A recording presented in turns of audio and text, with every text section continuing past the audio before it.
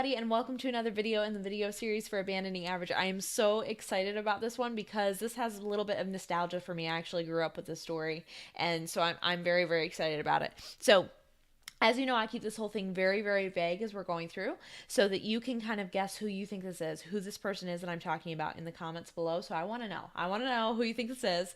And then I'll let you know at the end. I'll let you know the name of the person at the end. So this person, she actually grew up in New York, and her parents were very, very, like, they kept her very sheltered, and they weren't allowed to look in mirrors. They were afraid of vanity, like all of that. So she grew up being very imaginative. Like she kind of pulled within herself all of her entertainment, and so that's where that started. And she actually started wanting to do acting. She wanted to be an actress. And because of that, she told her mom at one point that she wanted to go to a school, an acting school. And during this whole time, she had actually had two deaths within her family. She had a very troubled childhood.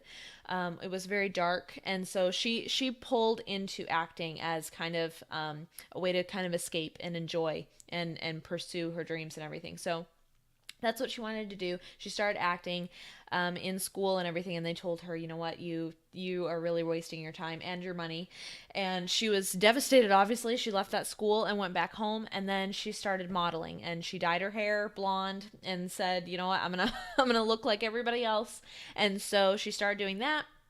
She started modeling, and she was in New York, and somebody said, you know what you're doing here, like, we could actually use you out in California.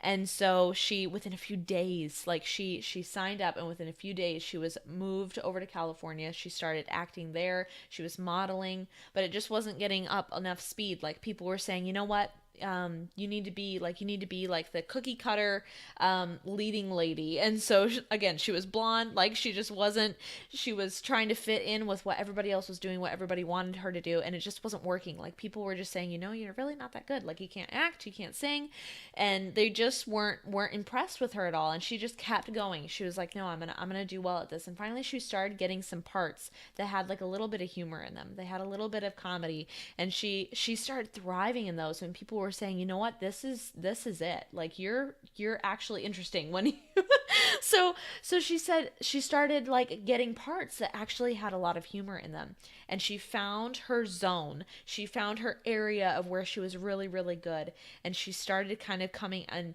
it's absolutely amazing what came after this, because she started like gaining some footing. She started moving forward and everything, and she met her husband, and they started a production company together. She completely changed her look and stopped trying to fit into what everybody else wanted, and she dyed her hair red.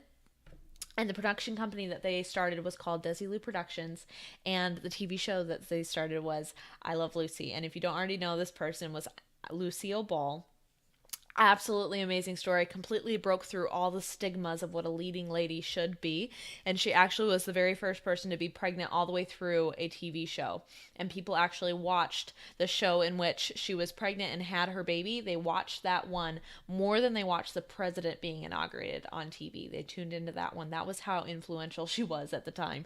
And she completely changed the way TV was done at the time, and it has influenced like comedy and TV ever since. It's absolutely amazing what she did, all because she was able to figure out what her zone of genius was, if I can use that word. But the thing that she actually loved doing, and the thing that she could do well and do better than anybody else. But it took time. It took time of her going through, and this is what I hope that you guys glean from this, is that it took time of her going through and trying different things, getting her feet wet, going out there and doing different things that she had never tried before, and figuring out the thing instead of just staying back and saying, no, I'm going to find the perfect thing, and when it's perfect, I'll go do it.